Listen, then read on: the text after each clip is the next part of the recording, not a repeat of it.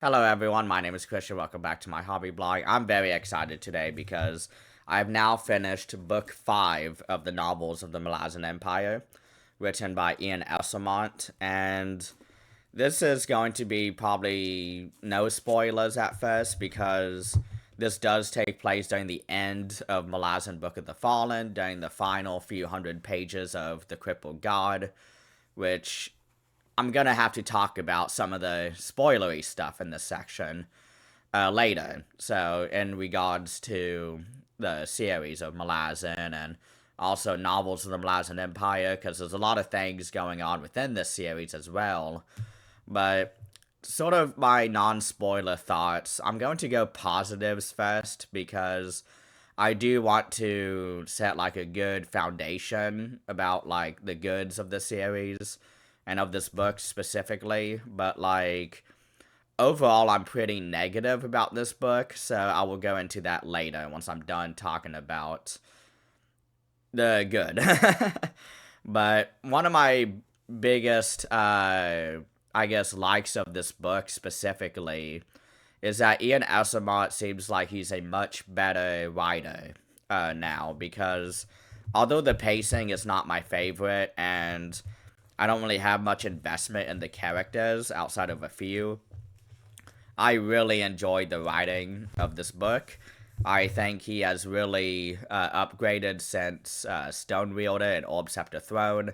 Orb Scepter Throne I enjoyed for the most part, so this book has been kind of like swinging back the other way towards what Stonewielder was, where Stonewielder I felt like I enjoyed the characters, I enjoyed the world building, but I didn't like the story at all.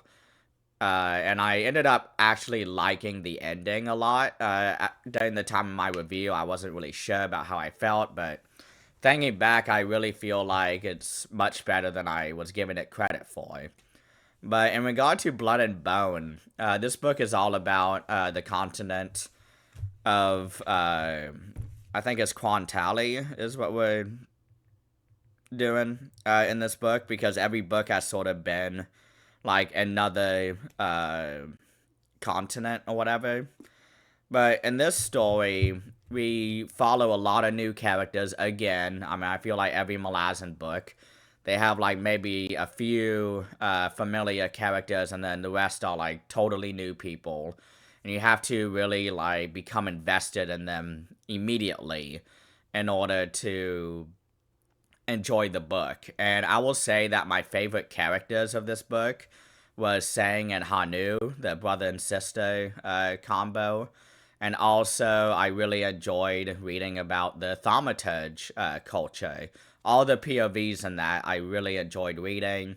It gave me a really nice, like, because the thing I love most about Malazan is exploring the cultures and the world building and just everything with that. And in this book, the thaumaturge culture was just so fascinating to read about, because this entire continent is jungle at this point.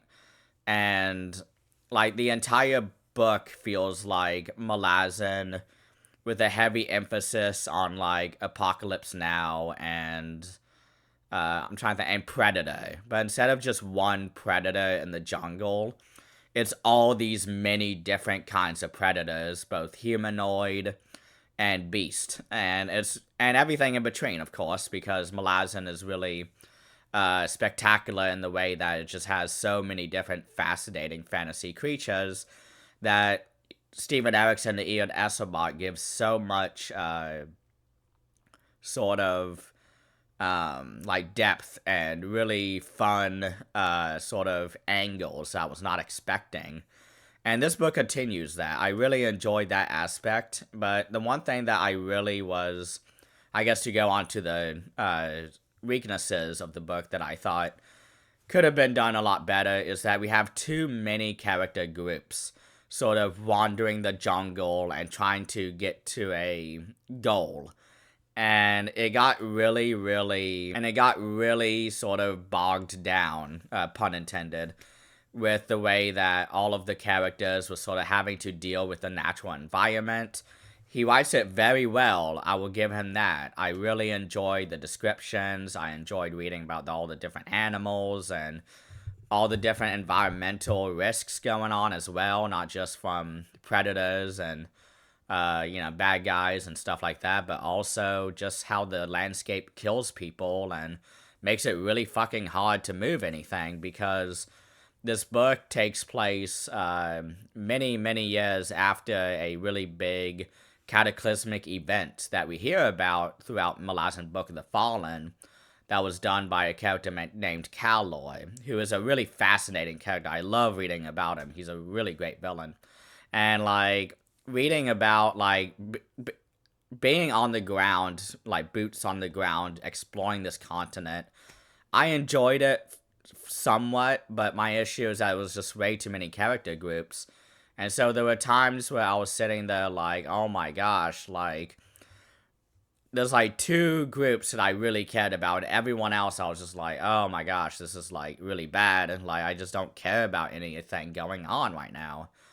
And it took me about a week to read this book, and I was really having to force myself through most of the book. And I want to say the last like 200 pages, I actually enjoyed a lot. I was telling a friend of mine, like, the first 60 to 70% of the book is like a 4 to 5.5 out of 10 for me. Like, there were parts I just didn't like, and for the most part, I was just bored.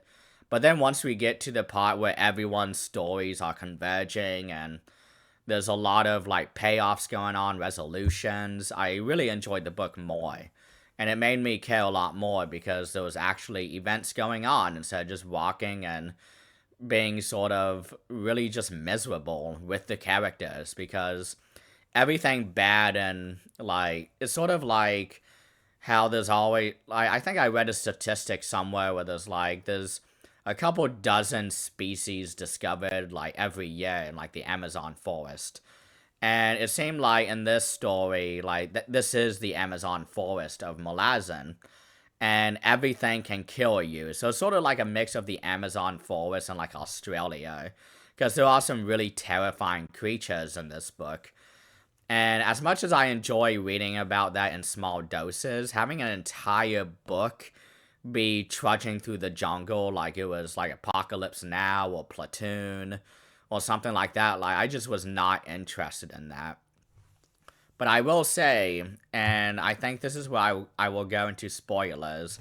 So if you haven't read up until the end of the Crippled God, the entire main 10 books, and if you haven't read all the way up through Blood and Bone, this will be spoilers for you. So I would back out if you haven't read Crippled God, at least. If you don't care about the novels of the Malazan Empire, then I think it's okay. But I was so excited when the characters of Cotillion and Shadowthrone showed up, or Kellenbed, too, otherwise called. And it was just so fun to get them, because they are looking for one of the final shards of the Crippled God, which is a major part of the story at the final book, and it's really fun. Like, I love that kind of stuff in fantasy. But in this book, you sort of already know that, like, is going to be found, and there's really like no tension with this plot device. And it was just really fun to see those two characters again. And we also have a really great appearance by Lady Envy and Sister Spite, who are sort of aligned with who are sort of aligned with the storylines going on at the end of Malazan, Book of the Fallen. And I really enjoyed that, seeing them again, and how the Crimson God, I think it's the Crimson God, they find the shard of the Crippled God, and fucking, I think it's Lady Envy in her soul-taken form, her aligned form, the dragon form. She swoops in and just takes it, and then flies off to go deliver it to the Fork Ruler Cell, who are sort of the ones who sort of have all the last major piece of the Crippled God, and the Crippled God. And so, like, that was really fun. I enjoyed it, and I really just wish there was more of that sort of appearances, rather than all these new characters who just feel like fantasy character or Malazan character 4502 or whatever. where I'm just kind of like, man, I wish like Ian and Steven, because he does this as well in his books. I just wish they would repeat characters some more, because there's only so much investment I have in my being to care about these characters. And we're getting to a point now where every time a familiar character comes up, I'm like grasping onto them and being like, please don't leave the page. And like, it was so nice to get an entire book with Kaz Devoy, who is the leader of the Crimson Guard. We keep hearing about him throughout these books, and he did make an appearance, I think, in the Crimson Guard, Return of the Crimson Guard, and like it was fun, but like it was one chapter, and so it was really nice to get an entire book of him. And so I am thankful to Ian for providing that, but again, like all the other characters, I feel like we got the gist of how dangerous the locale was, and I wish we could have spent more time doing more just stuff rather than just trudging through the jungle. And if you're into that kind of book, then I think that this is the book for you, but it is not for me. And I'm only reading this because I love Malazan so much. And so I don't think I will ever reread this book. I've debated about rereading the other books, but I'm still at the point where I'm like, I'd rather just reread Book of the Fallen at this point. And I have been doing like videos with Philip, and I need to get back into Dead House Gates in order to continue that. But I only have one book left in the series, so I'm gonna try and prioritize that before Dead House Gates. And then after that, I'm going to like palate cleanse myself, because I love Dead House Gates. It's one of my favorite books of the first half of the series. So I'm just really sort of disappointed by the characters. That's really the main thing. Like the writing, as I said, the prose is fantastic. Like 9 out of 10 prose, but in terms of actual plot progression and getting me to care, I mean, he does write the characters really well, but again, I think it's Hanu and Sang and Kaz and the few other Crimson Guard members we see. They are the main ones who I really enjoyed reading about in this book. And the ending of this book is really fascinating, I guess, because we have this really big explosion of power. And we see one of the main mages that we've been following all books sort of just have a memory wipe.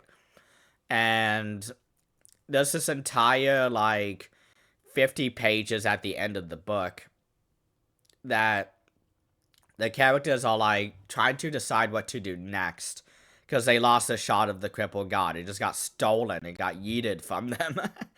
And so they're kind of trying to figure out, like, where do we go now?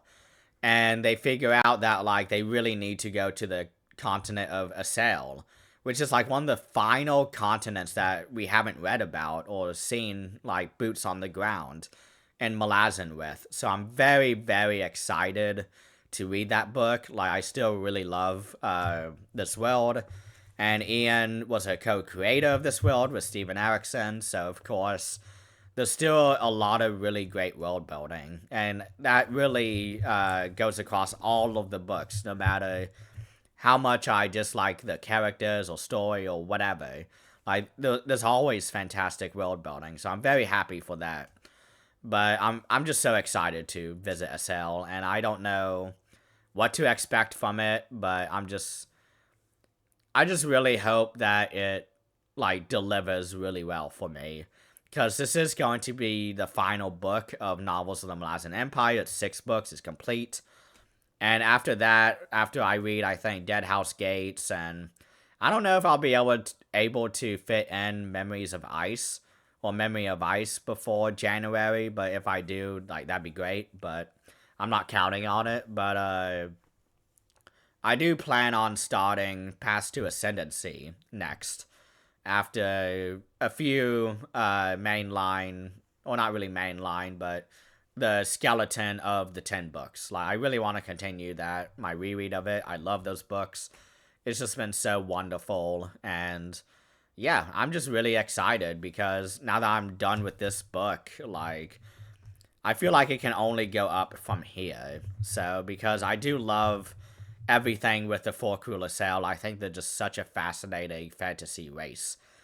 And with how little we got of them in the main series, we got peeks and teasers here and there, and they were involved in the final book, of course, having had the main sort of final fragment of the Crippled God. I was kind of like, okay, like, I want an entire book on them.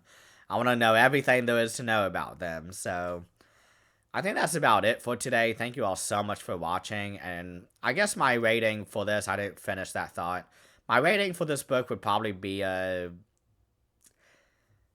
5.5 out of 10 at the most. I don't want to give it anything below a 5 because it means I think it's a bad book. I don't think it's a bad book.